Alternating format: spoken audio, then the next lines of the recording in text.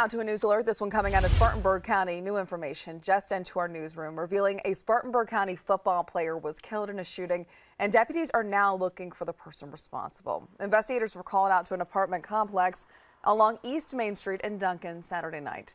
The coroner identified that victim as 18-year-old Sharkavius Wright. He was taken to the hospital where he later died. As of this morning, there are no arrests in this case, and it's still unclear what led up to that shooting. Wright, who went by the name Richard, was a former Burns High football player and had just graduated, according to his family. Hours ago, Burns Rebel Football posted this on Facebook, saying his magnetic charisma and infectious enthusiasm brought people together.